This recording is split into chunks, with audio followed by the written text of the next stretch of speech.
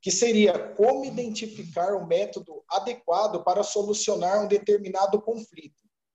A quem compete essa identificação e quais as possíveis consequências da escolha incorreta? Então, o doutor Bruno Menha vai iniciar a fala, depois eu vou passar para os demais colegas. À vontade, doutor Bruno.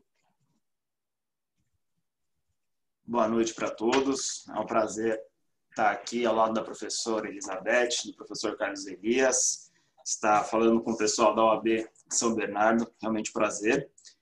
Só vou fazer uma retificação, que eu ainda não terminei o doutorado, então sou doutorando.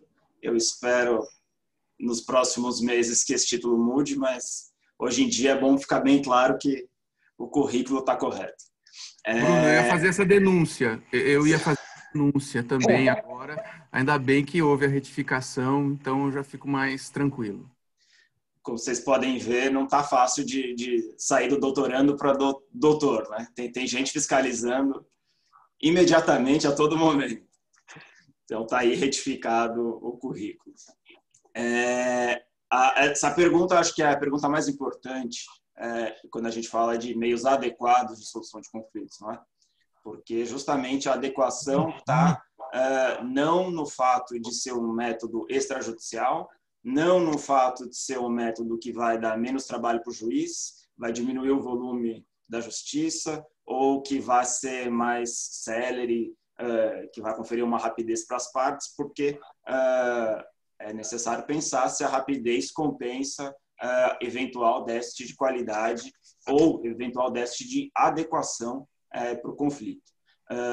Em relação à arbitragem, é mais fácil começar porque a lei já dá dica, né? Só pode ir para a arbitragem os direitos patrimoniais disponíveis. Em relação à mediação e à conciliação, podem ser transigidos ou podem ser objeto de acordo resultante do procedimento de mediação e conciliação, também outros conflitos. Todo mundo puder desligar o microfone, só para não dar interferência. Também pode ir para a mediação e para a conciliação outros conflitos que não sejam patrimoniais disponíveis. E aí a gente tem os taques ambientais, por exemplo, na minha área, que são um grande exemplo disso. Então, o primeiro recorte é esse, né? O que pode em termos legais. Aí, no segundo recorte, vem em termos de adequação ao conflito e objeto. E aí, o que acho que é a parte principal de análise e, curiosamente, uma das coisas que nós temos menos escritas, o que a gente menos tem de referência bibliográfica hoje, é justamente essa análise de adequação, muito embora esses institutos sejam sobre isso, sejam sobre adequação. Então, tudo que eu vou falar vão ser algumas elucubrações não bem sistematizadas e convido a todos que queiram estudar esse tema que se dediquem à análise dessas adequações. Eu tenho mais experiência, obviamente, no setor público e aqui eu vejo alguns grandes módulos de adequação. Então, aqui no setor público, assim como no setor privado, a arbitragem é mais vocacionada para contratos de grande complexidade, não é? Por vários motivos, entre eles, no nosso caso, o fato de que as arbitragens de contratos de grande complexidade, geralmente infraestrutura, obra, transporte, saneamento, geralmente esses contratos eles lidam com assuntos técnicos que muitas vezes se sobrepõem à própria análise jurídica do caso. Então, eventualmente, você quer incluir no seu tribunal arbitral um engenheiro, um economista. Aqui no setor público a gente já fez isso mesmo. Então, talvez esse conhecimento, além do jurídico, possa ser importante para que o caso seja bem analisado. E essa é a grande sacada da arbitragem. É você poder escolher o juiz, né? E não só escolher o juiz, aliás, não escolher o juiz que vai julgar a seu favor, né? Porque isso feria a imparcialidade do juiz, mas sim o juiz que vai conhecer adequadamente o seu conflito, vai entender a complexidade do seu conflito, não vai ser um juiz generalista como nós costumamos ter no âmbito do Poder Judiciário. Então, acho que especialidade é o grande critério para a escolha da arbitragem. Não celeridade, muito menos custo, dependendo da câmara de arbitragem que você escolher, ou dependendo da sua escolha, eventualmente, por uma arbitragem ad hoc, você pode ter mais ou menos custo. Isso aí, então, vai depender de mais uma escolha sua, né? de fazer uma arbitragem cara ou barata. Então, também não dá para excluir, nem para incluir a arbitragem por causa do custo.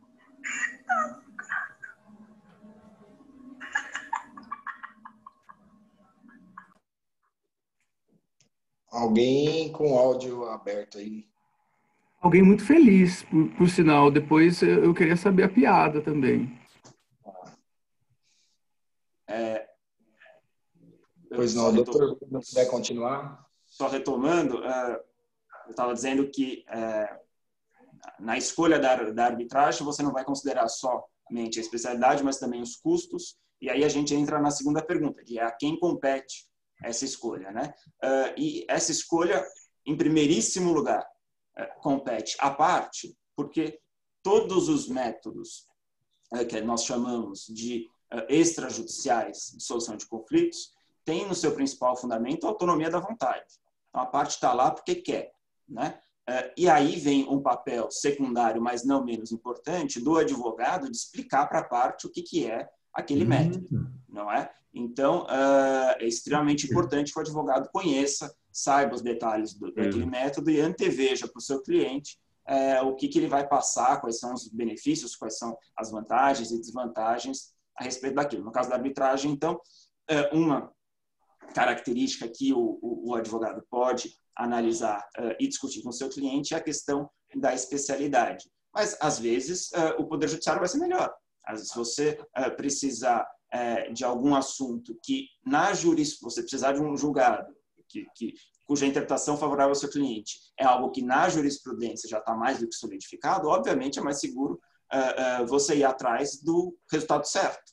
Não é? Então, aí é uma questão estratégica do advogado bastante óbvia que deve ser considerada também. E, invariavelmente, se você precisar de alguma medida coercitiva, você vai precisar do amparo judicial de todo modo, porque os árbitros não têm poder de império. Então, como eu estava dizendo, algumas elucubrações a respeito da arbitragem que pode ajudar tanto a parte como o advogado a escolher a arbitragem. No caso da conciliação e da mediação, o primeiro grande critério, dado que a gente não tem essa limitação legal, no meu modo de ver, novamente, a autonomia da vontade e a predisposição das partes em conversarem. Não a predisposição das partes em fazerem acordo, porque, ao contrário do que muita gente acha, o objetivo da conciliação e o objetivo da mediação, o objetivo primeiro desses métodos não é chegar no acordo. O objetivo primeiro desses métodos é chegar numa conversa eficiente, ou seja, é esclarecer a conversa, é limpar aquele diálogo que eventualmente está sujo de intercorrências, de ressentimentos ou de ruídos de comunicação. Né? Quem leu aquele livro Como Chegar ao Sim, o autor fala que não é porque todo mundo sabe conversar que é profissional de conversa. Da mesma forma que não é porque você sabe nadar que você é nadador profissional. Né? Então, o mediador, o conciliador, ele, digamos assim, é um profissional da conversa que vai ajudar a fazer a sua conversa ser eficiente. Eventualmente, durante essa conversa, você vai até descobrir que o seu conflito não era tão grande, que existiam pontos de concordância que você pode limpar, tirar da mesa e levar para o juiz julgar só o que sobrar. É muito comum isso acontecer.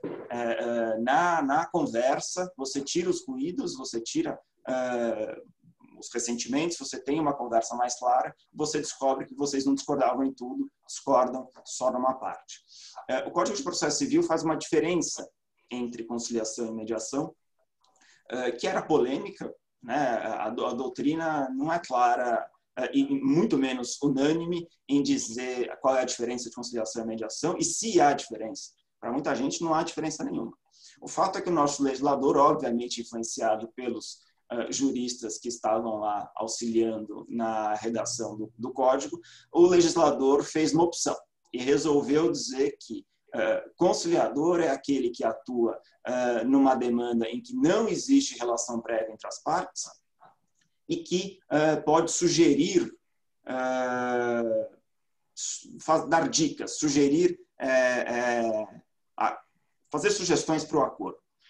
Em compensação, o mediador é aquele que atua quando há uma relação prévia entre as partes e ele não, o mediador, ao contrário do conciliador, esse não pode dar dica, esse não pode fazer sugestão. Eu sei que o nosso público está composto por vários mediadores e conciliadores que vão poder muito melhor que eu testemunhar a respeito disso, mas uma coisa, pelo menos na minha experiência, essa divisão não é muito clara, né? E o que é da dica, o que é da sugestão, não é muito clara. Muitas vezes, para o conciliador, não falar nada é melhor do que fazer alguma sugestão. Então, essa divisão não é muito clara, mas isso não importa tanto. O que importa é que o terceiro imparcial, seja ele o mediador ou conciliador, seja alguém responsável e suficientemente esclarecido para não intervir na autonomia da vontade das partes e saiba usar as ferramentas das melhores formas possíveis. Então, de novo, a escolha do profissional, da mesma forma que no tribunal arbitral, a escolha do profissional mediador ou conciliador vai ser tão ou mais importante do que, aliás, vai ser o elemento mais importante para a escolha do método. E aí, de novo, o cliente e o advogado têm que conversar a respeito disso.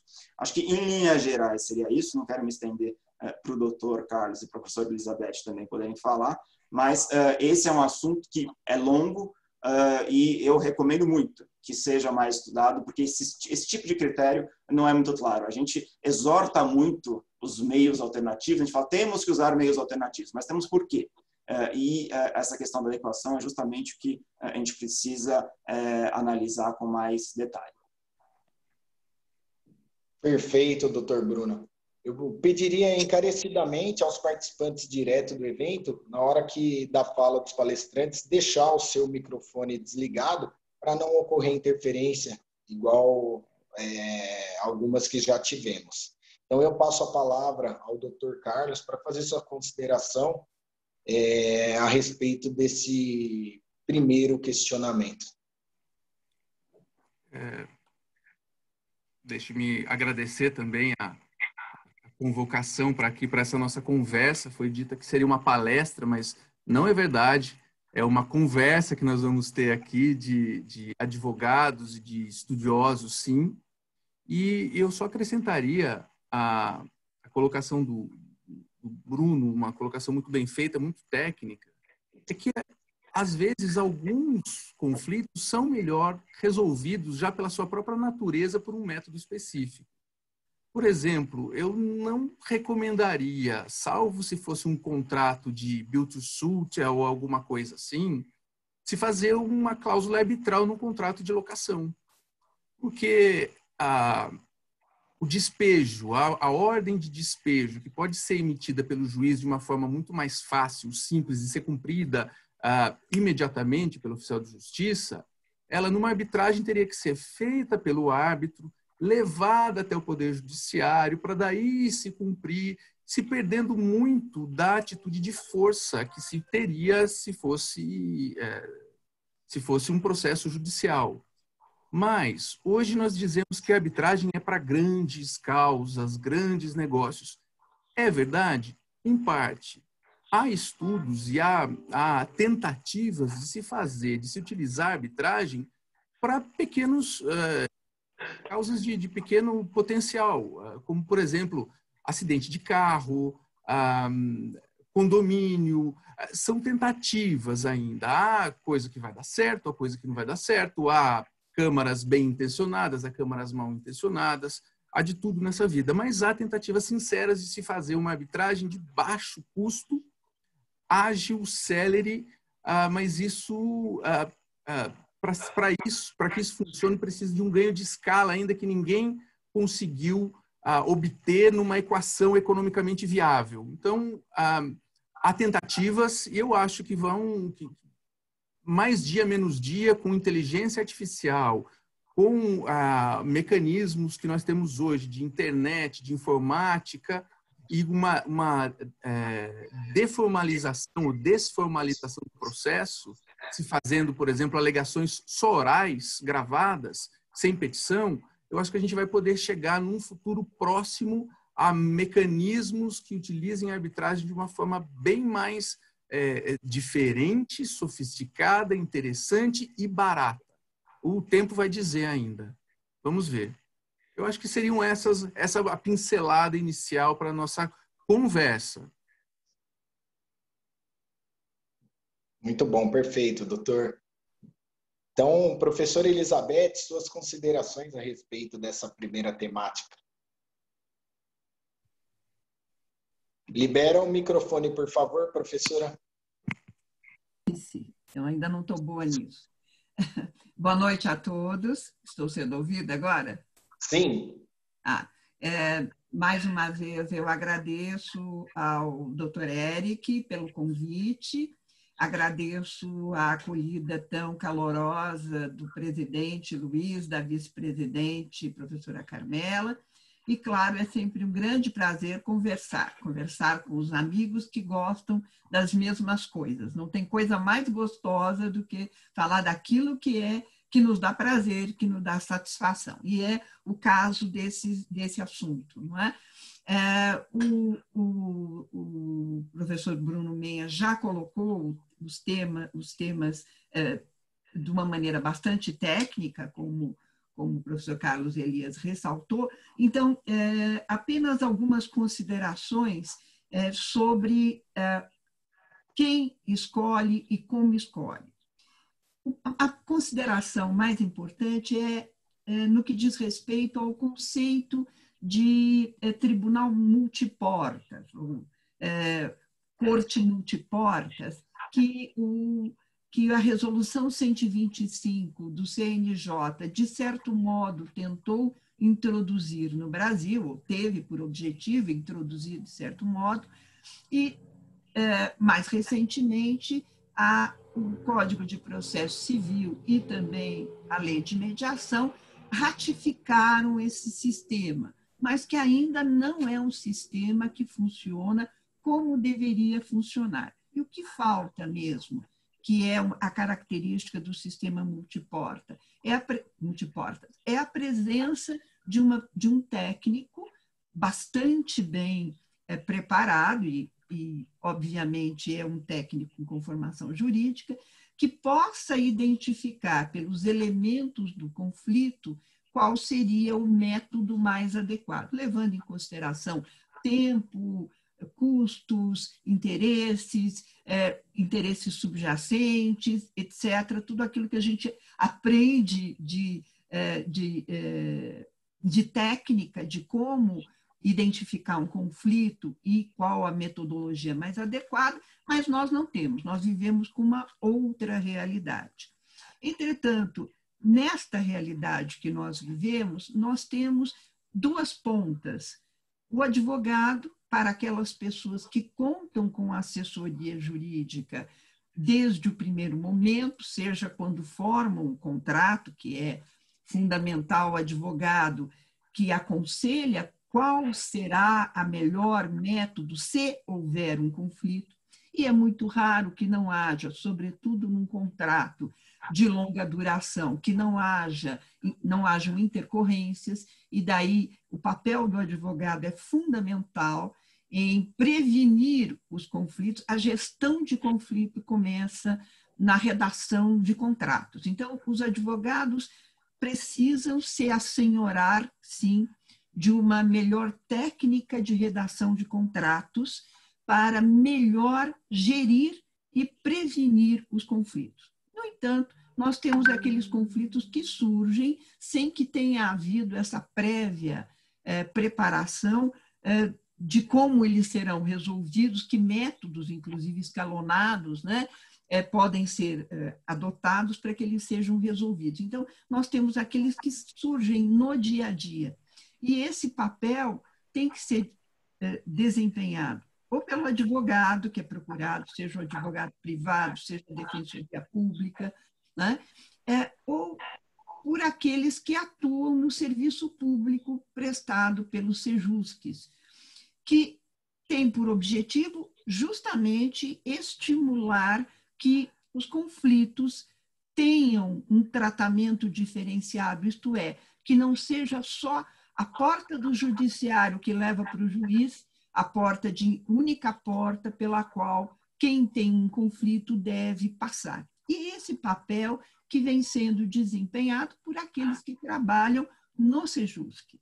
Ou seja, existe uma diferença? Sim, existe, claro, as pessoas que podem se valer dos serviços dos advogados com antecedência, elas terão uma melhor administração do conflito, e aí entra a expertise para identificar qual é o melhor método.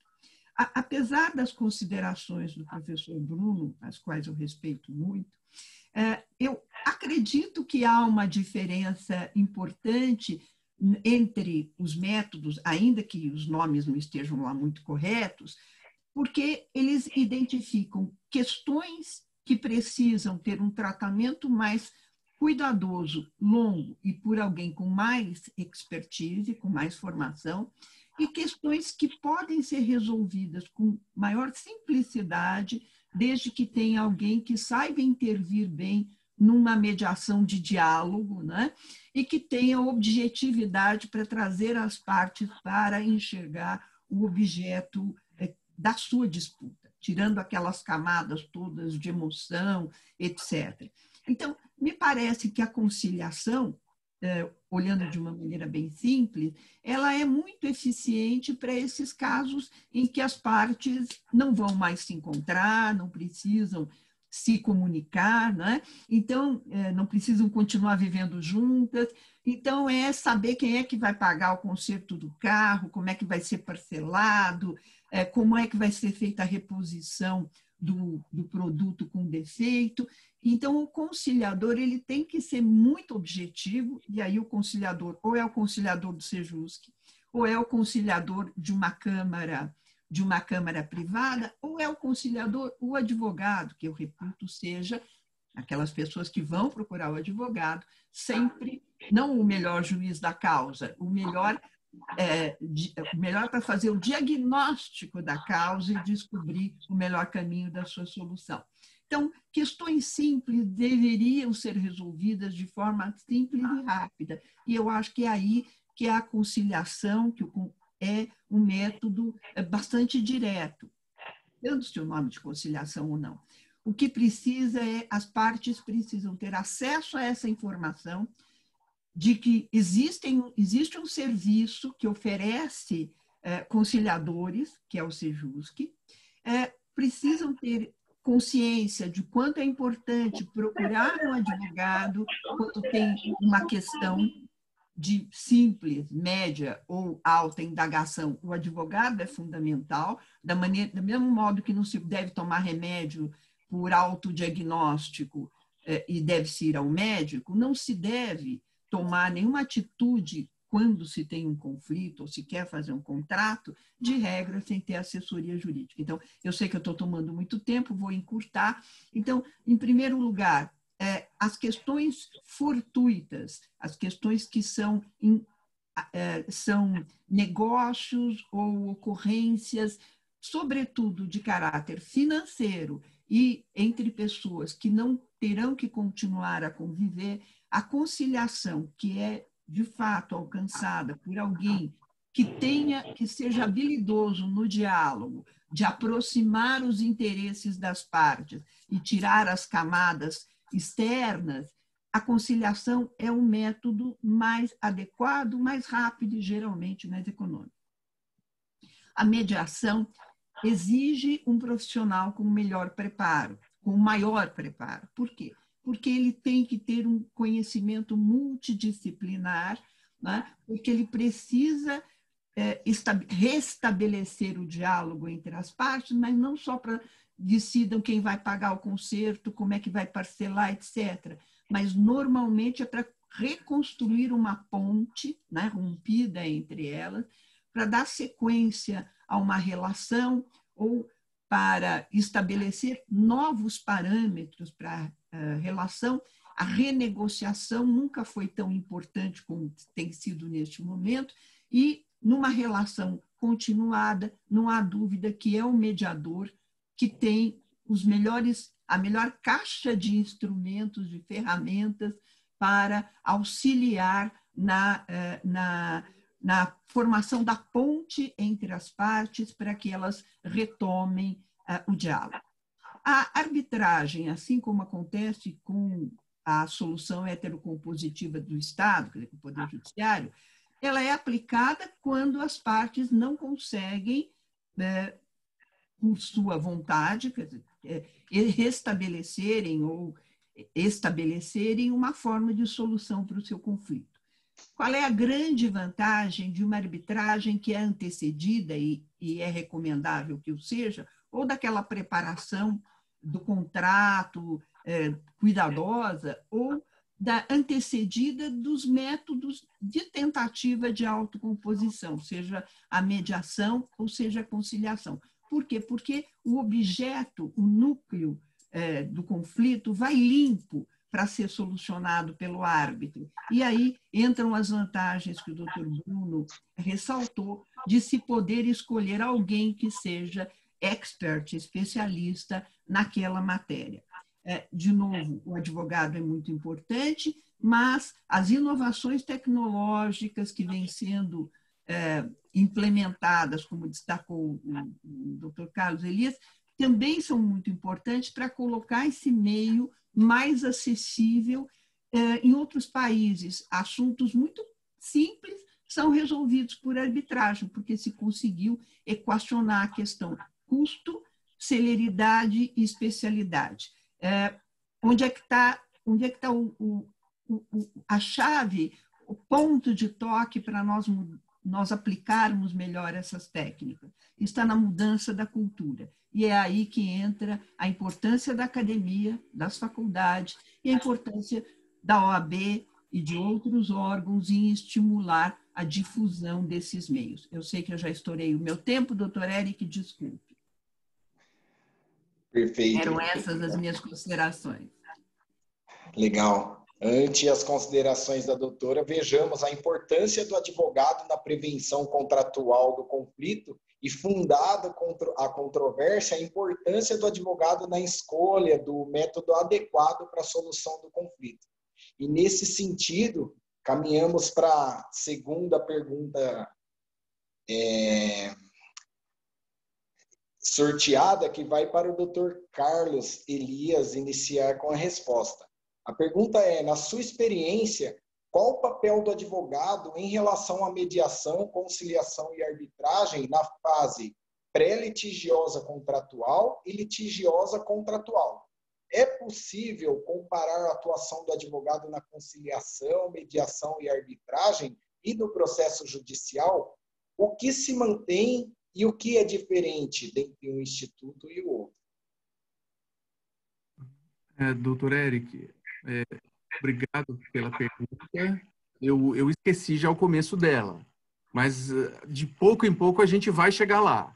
É só ter calma. Se eu me enrolar com alguma coisa, o senhor, por favor, se eu sair do caminho, o senhor, por favor, me jogue para dentro de novo, tá? Porque eu posso ter entendido errado.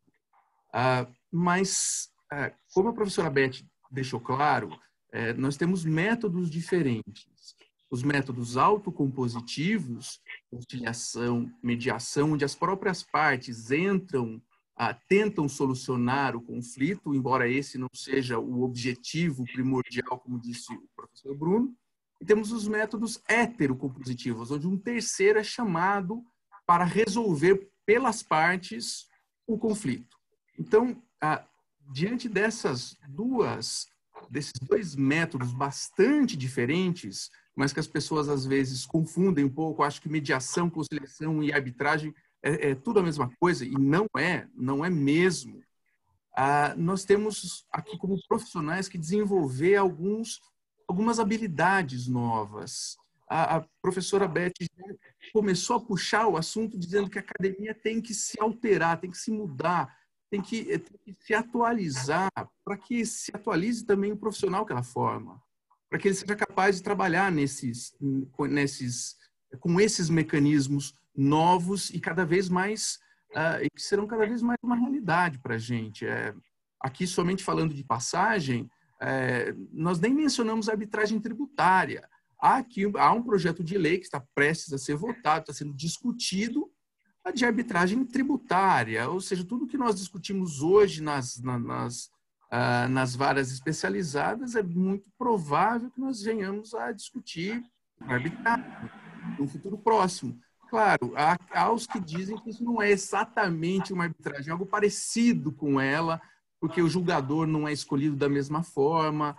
Tem vários aspectos um pouco diferentes, e por isso eu convido todo mundo a entrar no site da Câmara dos Deputados. Eu me esqueci qual que é o número do projeto de lei, talvez o Bruno saiba. E, além de deixar um recado mal criado para os nossos representantes, também passar lá e puxar um pouco o projeto de lei para dar uma lida.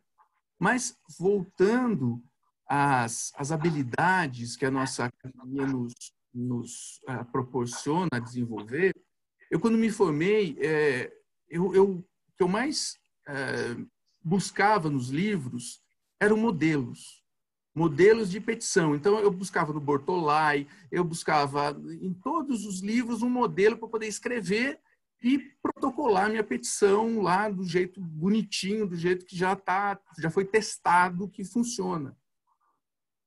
E a advocacia não se resumia a isso. Na arbitragem, na mediação, na conciliação, ele exige algumas habilidades muito diferentes. Eu poderia colocar assim, em grandes linhas em 3 tópicos. Uma habilidade, um grau de habilidades técnicas, um grau de atuação profissional e um grau diferente de atuação até mesmo social, doutor Eric. É muito interessante isso.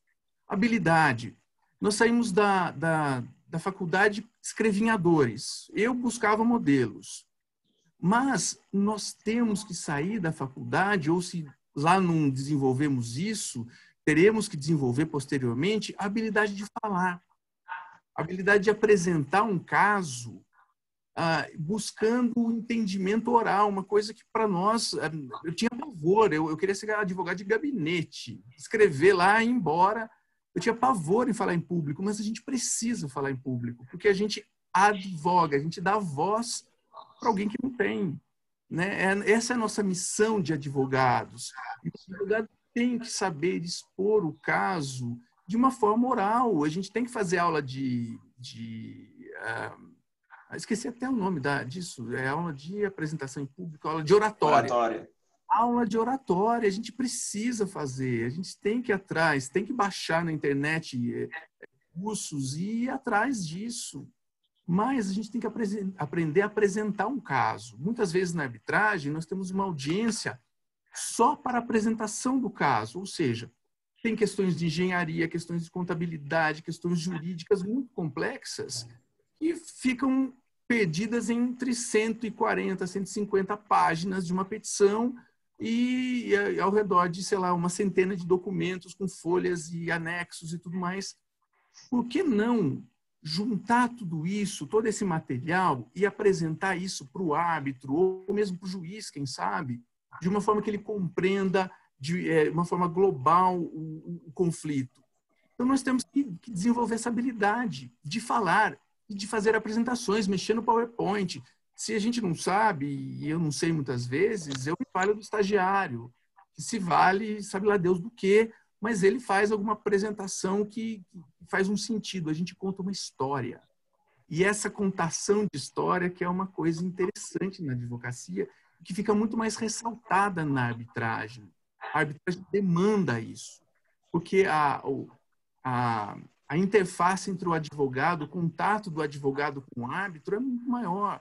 O árbitro é um advogado muitas vezes, pode ser um engenheiro, pode ser um médico, mas muitas vezes é um advogado que sabe o que o advogado que está ali defendendo a parte sofre no seu dia a dia, está pronto para ouvir da melhor forma possível aquilo que o advogado vai trazer. Tirando essas habilidades técnicas, temos habilidades de atuação. Não temos um código de processo arbitral, como temos um código de processo civil. A lei de arbitragem tem pouquíssimas regras. As câmaras de arbitragem têm algumas regras genéricas. Então, de onde nós tiramos o processo que vai ser seguido na arbitragem? Da cachola dos advogados. Ou seja, o processo arbitral ele é feito para aquele caso específico. E se não existe nenhuma referência anterior a como fazer as regras para aquele caso específico, ora, são os advogados de ambas as partes que vão negociar. E quer tenha uma proposta do árbitro, quer não tenha essa proposta, são elas que vão estabelecer as regras para aquele caso concreto. Então, o advogado que já estudou o caso, já sabe que o seu cliente precisa provar, ele vai sair em vantagem, porque ele vai conseguir colocar as regras da arbitragem de modo a favorecer a sua contação de história, o seu caso. Então, se eu preciso de uma perícia antes, eu vou colocar a perícia ali logo depois das alegações iniciais, resposta, réplica. Vamos colocar uma perícia ali antes da audiência.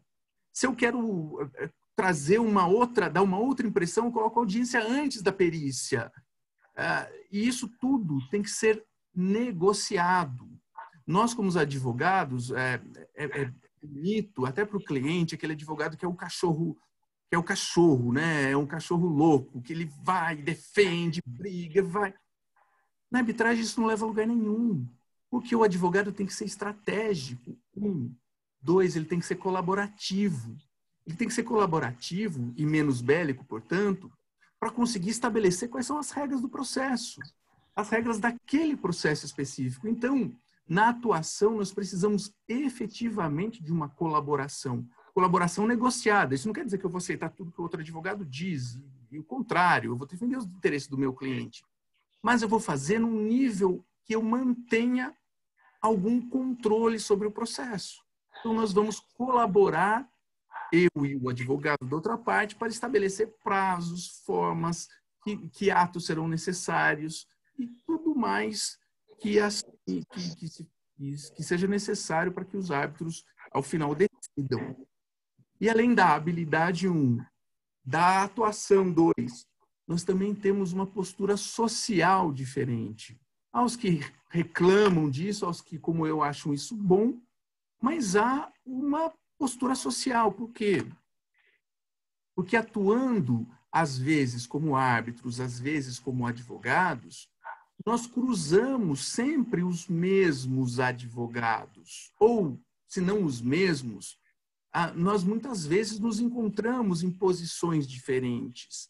Eu sou numa causa e há outros advogados em outras, e às vezes trocamos de papel, eu sou advogado e determinado profissional é o árbitro. Com isso, nós acabamos nos conhecendo melhor e nós buscamos entender a forma que uns pensam em relação a determinados assuntos que são interesse do nosso cliente. Por exemplo, eu antes de indicar o Bruno Menha como árbitro, embora agora ele não possa atuar como tal, não pode atuar como tal, eu vou ler tudo que ele já escreveu. Eu vou baixar na internet as aulas que ele deu. Eu vou tentar antecipar isso. Eu vou ligar para quem conhece Dr. Bruno Menha para me dizer se ele é mais legalista, se ele é mais holístico, se ele vai ver o que está escrito no contrato, se ele vai ver a forma com que as pessoas cumprem as obrigações de determinado contrato. Então, a gente precisa também, de modo social, entender como é que determinados profissionais agem, sem querer ter sempre razão. Se eu brigo hoje com um advogado de uma forma muito efusiva, se eu quero ter sempre razão e impor a minha razão, como que eu vou fazer discutir um laudo arbitral se eu tiver 2 outros árbitros comigo num tribunal arbitral? Imagina um tribunal de 3 árbitros. Eu ter sempre razão. Como que eu vou convencer ou discutir as minhas ideias com os outros 2 árbitros que têm que assinar a sentença comigo? Eu tenho que ter um jogo de cintura para que eu possa acatar também a visão do outro.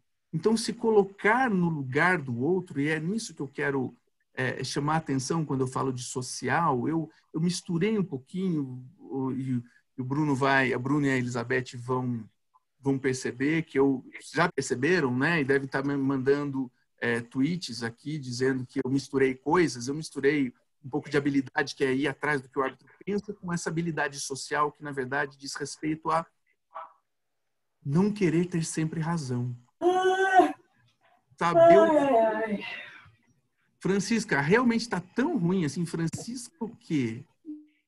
Francisca, a senhora me perdoe. Esse bocejo, realmente, eu entendi e já vou passar a palavra já para os demais. Mas, só para fechar meu raciocínio, nós, como advogados, na arbitragem, seja antes, seja durante, seja depois... Oi, Francisca.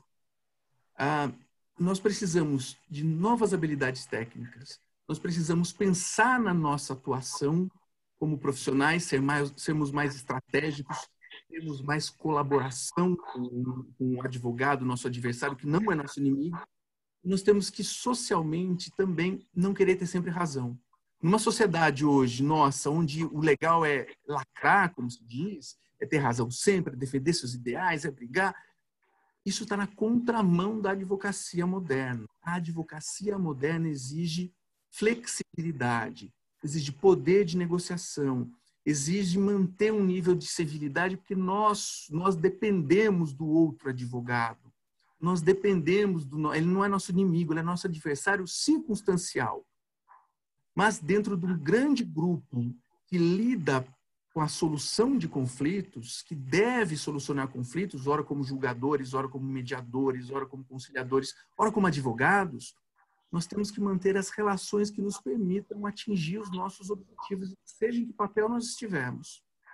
Então, eu trouxe aqui cada uma dessas habilidades, nós poderíamos discutir por horas e horas sobre isso, mas em respeito à doutora Francisca e em respeito aos meus colegas, o Bruno e a Elizabeth, eu deixo aqui essas considerações de modo geral, já me penitenciando por qualquer coisa que eu tenha falado de errado. Doutor Carlos, da mesma forma que o doutor agradeceu a pergunta, em nome de todos, eu agradeço as respostas de forma tão clara e com bastante objetividade. Reitero o pedido àqueles que ingressarem na palestra, que desliguem o áudio para não atrapalhar e para que a gente não perca sequer um segundo desses esclarecimentos tão ricos que vêm dos nossos ilustres palestrantes. Dando sequência, professora Elizabeth, a respeito dessa nossa segunda temática. Bem, me parece que o Carlos já deixou bastante claro aquilo que eu gosto muito de chamar a atenção, que é sobre quem é o protagonista nos meios extrajudiciais de solução de conflitos. O protagonista é o advogado. Então, isso é muito importante do ponto de vista profissional, que nós nos apropriemos deste protagonismo, que nós saiamos da posição, às vezes, lamentavelmente subserviente para os julgadores e assumamos o papel que nós temos na sociedade de sermos os grandes difusores da pacificação social. Veja que da fala do Dr. Carlos, o quanto é importante a atuação social do advogado em todos estes métodos extrajudiciais, conquanto existam diversos papéis aqui envolvidos. E reitero, isso não é desmerecer o Poder Judiciário, mas sim nos apropriarmos desse grande espaço que não é só bom para a nossa profissão, mas é extremamente bom para a sociedade. Né? O projeto de arbitragem tributária, vou tentar ser mais rápida, é um projeto muito bem elaborado, com inspiração na arbitragem tributária portuguesa. As professoras que elaboraram o projeto, elas têm uma vivência bastante boa, inclusive, ministrando cursos lá e cá, né? E a experiência portuguesa, conquanto seja uma arbitragem um pouco diferente do nosso modelo, é uma experiência muito exitosa, e não é a única em questões assim que ainda no Brasil parecem estão sensíveis, embora o Bruno possa dizer o quanto o Estado de São Paulo tem de arbitragens, quanto está envolvido em arbitragem. Mas ainda não é uma coisa corriqueira, como acontece em outros países. Por exemplo, a arbitragem tributária em Portugal, que inclusive é obrigatória, não há escolha, por assim dizer. A lei estabelece determinados tipos de litígio que não são mais jurisdicionáveis pelo Estado. E nós estamos vivendo, tem um projeto aí de autoria do professor Humberto Teodoro de tirar a execução do Poder Judiciário, desjudicializar. Ou seja, nós estamos vivendo um momento em que nós temos que nos preparar. E aqui está a palavra-chave: preparação. O advogado moderno é um advogado muito bem preparado e muito informado. E essa preparação, então, transcende e muito o redigir petições apenas, mas é importante pensar a sociedade, evoluir com ela e saber se colocar em todos esses papéis como um agente de melhora da vida da sociedade e não um brigador. E não quer dizer com isso que nós vamos perder espaço nem ganhar menos dinheiro. Aliás, muito ao contrário, pode ser que seja até mais rentável essa posição. Para os jovens, quais são os grandes caminhos? Primeiro, pensar fora da caixinha, quer dizer, abrir os horizontes.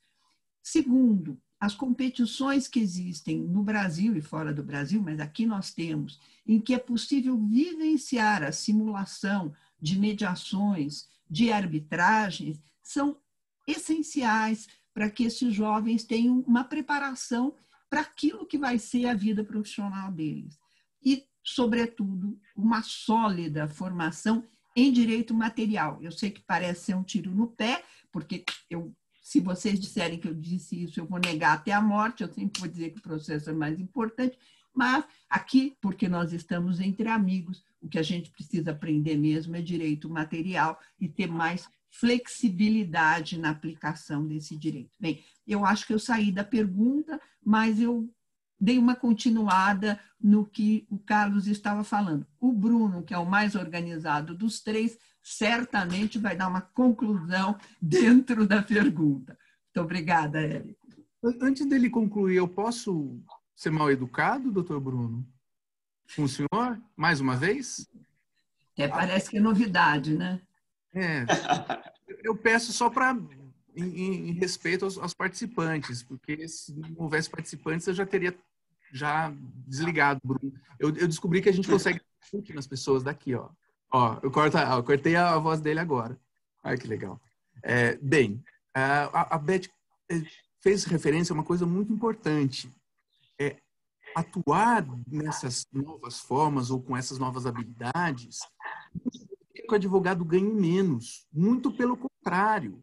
É trabalhar contratos de honorários que permitam que ele desenvolva o seu trabalho também nessas atuações. Eu me lembrei de um advogado já das antigas, que uma vez me disse, querendo contar vantagem, que ele ia tentar fazer um acordo pelo cliente dele, com alguém, mas que ele ia fazer aquele acordo dar errado.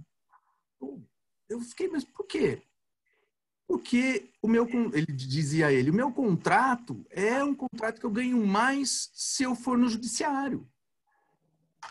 Aí eu falei, gente, é assim? Então, já era meio meninote ainda. Eu falei, então é assim a advocacia? Jesus, que livrai-nos disso.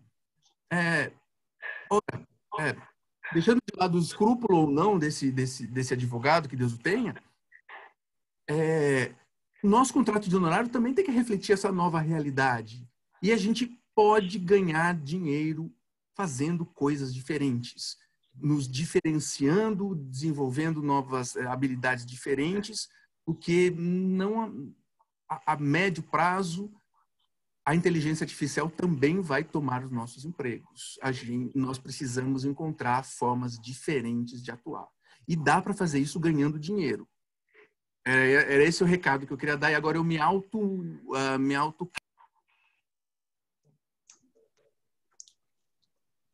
Estou com a palavra? Sim, doutor Bruno, com a palavra. Pode seguir. O Dr. Carlos Elias foi tão mal educado que ele roubou o que eu ia falar a respeito dos honorários. Mas, na verdade, vou fazer 2 esclarecimentos e dois comentários, né? Esclarecimento primeiro, concordando com a professora Elizabeth quando ela diz que é sim importante a divisão de conciliação e mediação, não pelo nome iuris, né? E sim juntando com aquilo que eu tinha dito, justamente para provar que eu não discordo, que eu concordo,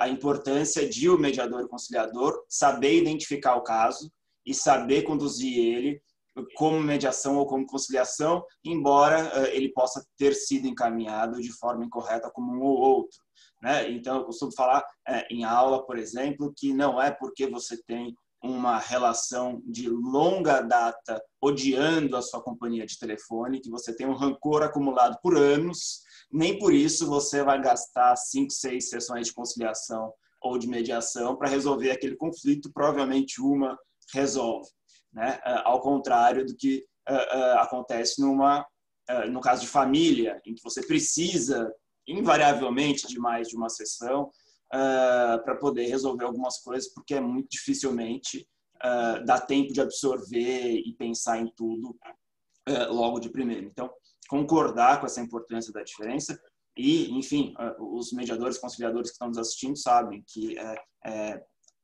manejar essa diferença é algo muito importante. E concordar também a respeito dos honorários que o doutor Elias estava falando, e tanto o que o doutor Elias falou dos honorários, como que a professora Elizabeth falou sobre a importância do direito material, apontam para um novo perfil da advocacia. Isso está muito claro aqui, eu acho que na nossa conversa, né? A advocacia está mudando, a tecnologia está chegando, e nós estamos num período onde tudo está fora do lugar, e a vantagem de estar com as coisas fora do lugar é que nós podemos escolher como que a gente vai reorganizá-las. Então, a gente está nesse período importantíssimo de escolha de como reorganizá-las. Então, por exemplo, pensar em como cobrar honorários sendo colaborativo e não sendo adversarial. Como atender o interesse do seu cliente não com estratégias de picuinha processual, mas sim com estratégia de direito material. E aí um ponto que vou comentar a respeito do que a professora Elizabeth falou, para defender a nossa classe de processualistas, né? Acho que estamos todos aqui entre processualistas. A questão não é que o direito processual deixou de ser importante, mas o direito processual mudou de estratégia. A sua estratégia não é mais interpor agravo para adiar o cumprimento da obrigação de fazer.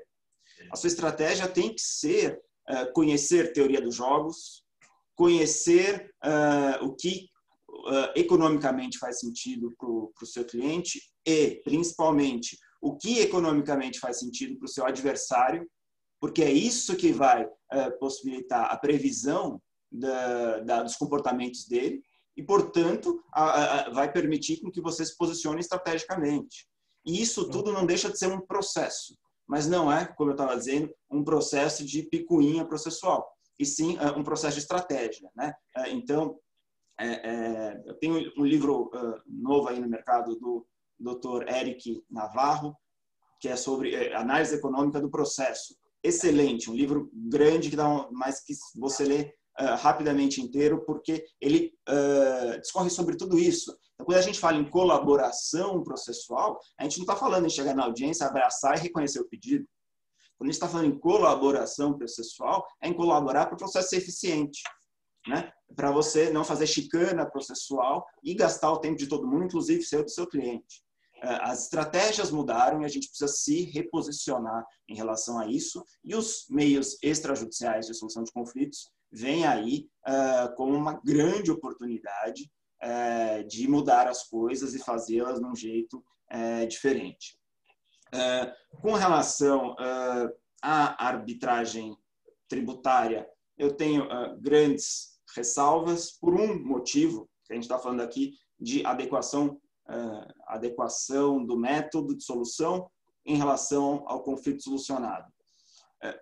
De modo geral, quando a gente envolve o poder público, nós temos uma preocupação que é a isonomia.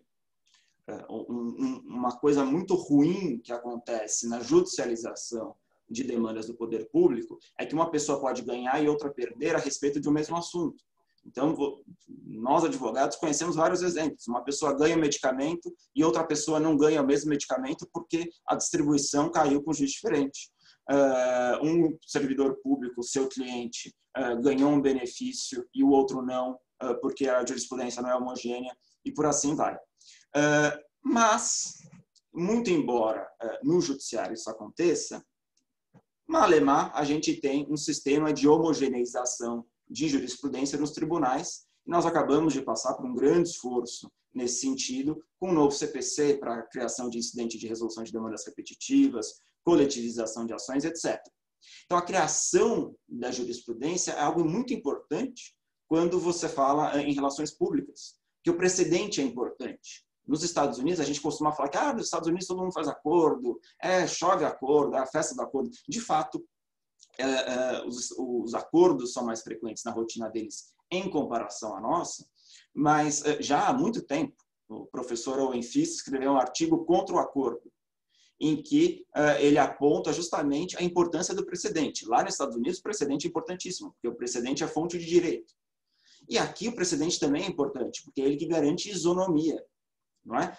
Então, se a gente tem uma arbitragem que não sirva de comparação para outras contribuintes que possam estar na mesma situação, a gente tem um risco muito grande de falta de isonomia. Mas, enfim, o projeto de lei, que eu dei um Google aqui, aparentemente é o 4257, que é o do senador Anastasia, que até, segundo me consta, dos projetos é o que realmente está em fase mais avançada nesse assunto, que é o 4257 de 2019. Eu escrevi antes de você falar. Tá vendo como a Larissa Ulo, que foi quem mandou para mim aqui, ó. Viu como é importante ter habilidade social? Olha só. Obrigado, doutora Larissa. Para vocês verem como se posicionar estrategicamente é importante, né? Quem sai na frente é quem tem informação. Informação é o grande atrativo, né? Mas, enfim, o projeto de arbitragem tributária tenta endereçar alguma dessas questões de uma forma copiando o sistema português, que é bem diferente do nosso. Acho que esse é um assunto que merece uma conferência só sobre isso, né? Uma sessão de palestra só sobre isso, porque é realmente um assunto muito interessante e que tem muitos pontos a serem olhados. E minha conclusão dessa rodada é que, basicamente, advogados, nós temos que conhecer os métodos, e, aliás, eu falo nós, advogados, porque eu procurador de Estado, também é advogado e com muito orgulho, né? Fazemos parte da OAB e tal. O doutor Elias falou que eu não posso ser árbitro. Não posso ser árbitro não por ser procurador, e sim porque eu tenho um cargo em comissão na administração pública que me impede de fazer isso. Procurador de Estado também é advogado, pensa como advogado, e a gente tem um cliente que, enfim, tem suas peculiaridades, e assim, as pessoas acham que a gente não tem chefe, né? Deve ser ótimo, ser funcionário público, não tem chefe. Não é verdade. A quantidade de chefes é incrível, e chefe mesmo, formalmente falando. Bom, mas não é esse o ponto. A questão a conclusão que eu trago para nós, advogados, no qual eu me incluo, é não colocar cláusula de arbitragem, cláusula de mediação, cláusula de dispute board, cláusula de meios extrajudiciais de solução de conflitos, só porque está na moda. Isso não. Então, eu fui numa palestra, ouvi dizer que é legal. Não, você tem que conhecer o meio adequado, saber solucionar. Às vezes, como o doutor Elias falou, no contrato de locação, será que vale a pena? No contrato de franquia, extremamente importante. Às vezes, o franqueado é uma pessoa que economicamente não é tão forte em relação à franqueadora. Não é? Ele está investindo o dinheiro da vida dele inteira ali na franquia, e depois ele não vai ter dinheiro para arcar com as custas da Câmara, que é uma estratégia que os franqueadores fazem, jogar para uma Câmara cara justamente para cercear a sua possibilidade de defesa num eventual conflito. Eu vejo a importância do advogado saber se cabe ou não colocar uma cláusula. Eu já recomendei para familiar meu que não fechasse negócio porque tinha cláusula de arbitragem numa Câmara que eu não conhecia, eu não sei quais são as regras, quem são as pessoas, qual é a idoneidade das pessoas que estão ali e os custos que podem ser impeditivos para a proteção dos meus direitos, que no fim das contas, se eu não puder, no final, protegê-los judicialmente ou de alguma forma, é a mesma coisa que não ter contrato, na verdade, porque eu vou ter uma situação de sujeição muito forte. Então, acho que essa é a conclusão que eu tiro dessa rodada. Legal, muito obrigado, doutor Bruno. Infelizmente, vamos partindo para a etapa final da nossa palestra. Já recebo mensagens de participantes pedindo a extensão do horário, o que infelizmente não podemos fazer, porque logo mais teremos outra palestra da nossa subseção, mas essa frustração de que logo mais acabará, nitidamente vem da riqueza do conhecimento que os senhores têm passado para nós. Então, eu inicio essa terceira e última etapa de questionamento com a pergunta que se iniciará para a resposta da doutora Elizabeth, que seria: qual o papel do advogado para garantir o cumprimento dos acordos e das sentenças arbitrais? E, na sua experiência, a conciliação e a mediação são úteis após a sentença estatal? Já estou com a palavra? Já. Sim. Dando continuidade ao que nós já havíamos conversado na última rodada, o papel do advogado é fundamental em todas as etapas, inclusive no cumprimento do acordo, no cumprimento da sentença arbitral, no cumprimento da sentença estatal. Como é que o advogado coopera para que sejam eficientes quaisquer um destes meios que tenham sido empregados para aquele tipo de conflito?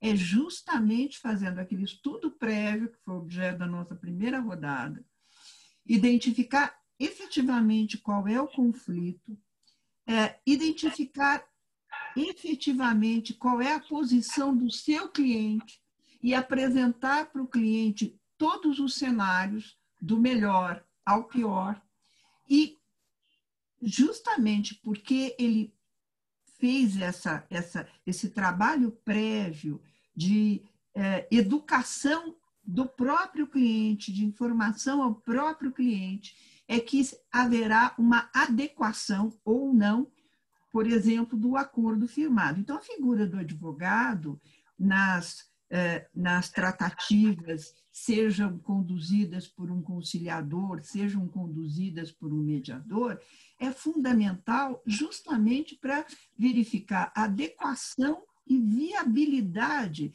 daquilo que as partes estão construindo como forma de solucionar aquele problema atual ou renegociar, reconduzir o seu contrato dali para frente. Então, é importante o terceiro imparcial, sim, mas a figura do advogado é indispensável, porque é ele que vai balizar a adequação, proporcionalidade e viabilidade daquele ajuste. Se o advogado desta forma atuar, sem dúvida, ele vai conseguir que o seu cliente e a outra parte estabeleçam um acordo que seja factível, confortável para as duas partes. E ninguém gosta de viver brigando. Ou seja, se o acordo é bem estruturado, as duas partes terão interesse em dar cumprimento a ele, mesmo aquela que vai ficar com a parte mais pesada, porque vai ter que pagar a quantia, etc. Então, eu acho que é essa visão de adequação, não é fazer o acordo, como disse o Carlos, para depois ganhar mais, porque vai ter que executar no judiciário. Ao contrário, é justamente ao contrário, é encaminhar um melhor ajuste para que seja eficiente depois. O mesmo se diga com relação à sentença arbitral. Como nós comentamos nas rodadas anteriores, normalmente na arbitragem o conflito vai muito bem delimitado, sem aquelas camadas todas de interferência, de picuinha, de sentimento. O núcleo do conflito é o conflito rígido, quer dizer, é aquele que efetivamente as partes não conseguem estabelecer uma forma por elas mesmas de como solucionar. Quando é disputa de um único objeto, por exemplo, de um único bem, não tem jeito. Uma delas vai ganhar, a outra vai perder o objeto. Então, mas se ambas estiverem muito bem preparadas para qual é efetivamente a possibilidade de ganhar, de perder, e o que efetivamente vão perder ou vão ganhar, a aderência à sentença costuma ser muito melhor. Agora, é claro, como lembrou o doutor Bruno, se você tem um contrato que já começou errado, por exemplo, de uma franqueadora que coloca uma cláusula arbitral de uma câmara cara, com dificuldades e obstáculos para o franqueado, é óbvio que a aderência dele a essa sentença vai ser muito menor. Então, a aderência está diretamente relacionada com a boa condução do caso e preparação do cliente. Pode a conciliação, a mediação, ser aplicada depois das sentenças judiciais? Sem dúvida. Se não houve essa oportunidade quando da tramitação do processo, é claro que no momento da execução, que acaba sendo um momento muito dramático da forma como a nossa execução é conduzida, não é? Se o advogado tem, de novo, a visão prática de solucionar o problema e não fazer do seu cliente um caloteiro profissional ou um espoliado que vai vender a mãe para poder pagar 1% de juros ao mês, ele consegue conduzir as partes a uma tratativa que torne aquela sentença, que é uma sentença mais genérica. O juiz estabeleceu a regra para o caso concreto, mas não pensou e não podia fazê-lo. Nas peculiaridades, teve pandemia, perdi o emprego, estou com dificuldade financeira transitória, etc. O papel das técnicas de solução extrajudicial também é muito relevante nesse momento. Não é porque se chegou neste momento que ele não será eficiente ou relevante para o cumprimento da sentença, para a execução, portanto, seja de que natureza for. Então, eu sei que estamos premidos pelo horário, então eu não quero me alongar, mas essas me parecem ser as considerações mais importantes sobre esse tema em particular. E, ao contrário dele, eu vou deixar ele falar agora. Eu não sei quem é o próximo, acho que é o Carlos, né? Não, é o Bruno. Muito obrigado, professora. Eu vou passar a palavra para o doutor Bruno, fazendo as considerações dessas composições pós-sentença e se há possibilidade também nos casos que envolvam o poder público. Com a palavra, doutor Bruno. Obrigado, professora Elizabeth, por garantir meu direito de expressão e meu contraditório amplo. O acordo em fase de execução ele é muito importante.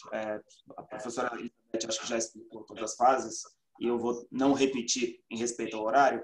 A única coisa que eu acrescentaria na minha experiência, a importância do acordo por causa da sequência inexequível, que é muito frequente em casos principalmente de direito ambiental, né? Então, é aquele direito ambiental, o juiz fala, meu Deus, quando foi fundado São Bernardo do Campo, desmataram a Avenida Kennedy e precisa reflorestar a Avenida Kennedy, porque não foi um desmatamento.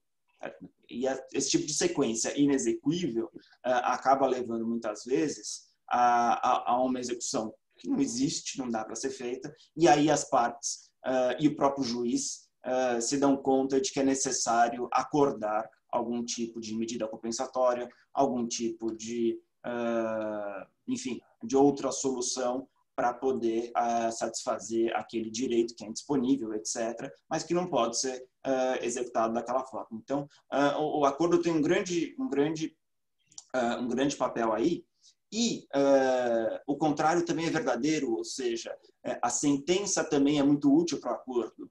É muito comum, em arbitragem principalmente, você começar a chegar ao fim da arbitragem e as partes começam a tomar consciência do que elas têm razão e do que elas não têm. Começa a ficar mais claro, até porque o contato com o conflito na arbitragem é bastante intenso.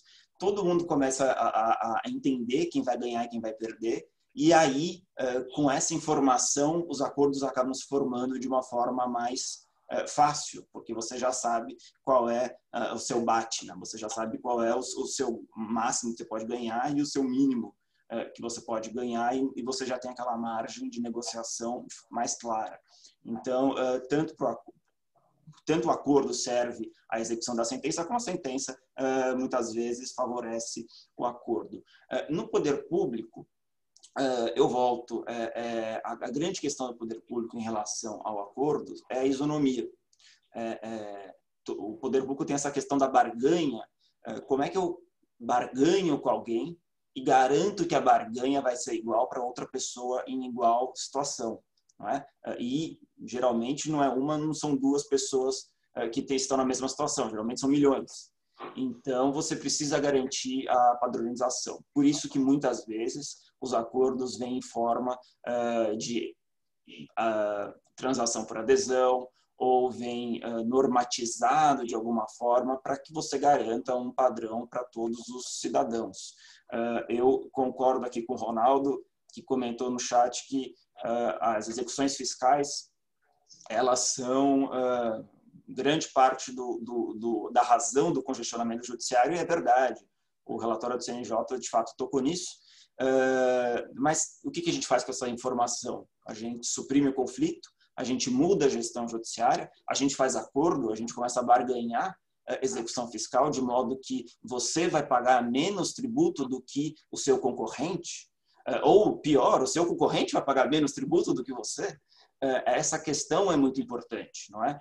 Da isonomia. E é o grande desafio da mediação, da conciliação e até da arbitragem no poder público. Tanto que, para a própria arbitragem, que pelo menos no estado de São Paulo, que a gente tem mais desenvolvido, a gente tem reservado para casos que não existem paradigma, de modo que não poderia existir uma quebra de isonomia em decorrência daquela arbitragem. Então, a gente tem restringido a arbitragem para esses casos. Então, um contrato de linha de metrô nunca vai ser igual ao outro, né? O buraco de uma linha de metrô jamais vai ser igual ao outro buraco de linha de metrô. Então, dá para fazer uma arbitragem onde as questões de fato se sobrepõem de modo que elas não vão se reproduzir em outro caso. É um exemplo só das preocupações que nós temos no poder público. Não vou me alongar, a gente adora esses temas todos, poderíamos ficar aqui falando bastante tempo, mas vou passar a palavra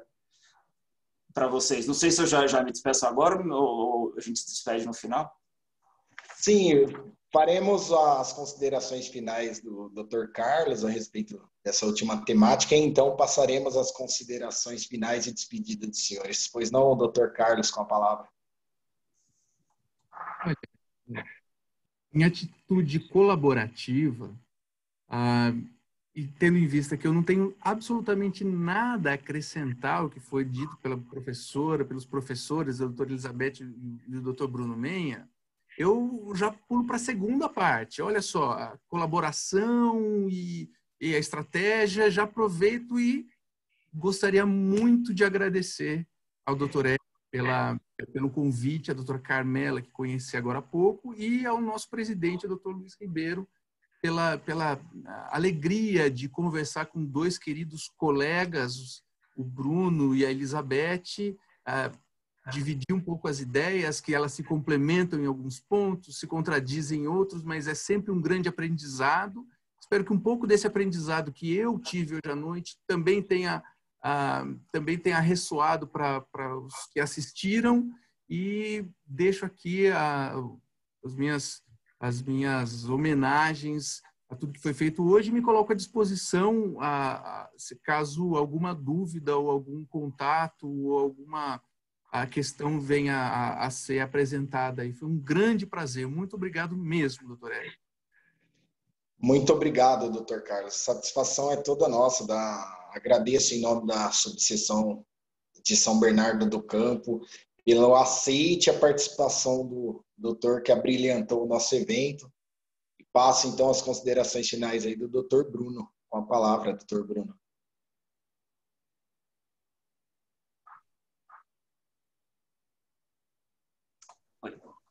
Agora estou ouvindo, né? Também quero agradecer ao presidente Luiz Ribeiro, ao Eric, à Carmela, por terem nos recebido e convidado. Agradecer a professora Elizabeth, que sempre é a ponte com a Faculdade de São Bernardo, a seccional de São Bernardo, e que é uma referência para todos nós. Então, agradecer o colega Carlos Elias, que sempre me interrompe de forma provocativa e que faz com que isso a gente saia da zona de conforto e pense coisas diferentes e melhores. Então, foi muito agradável, espero que todos tenham gostado. Muito obrigado, doutor Bruno.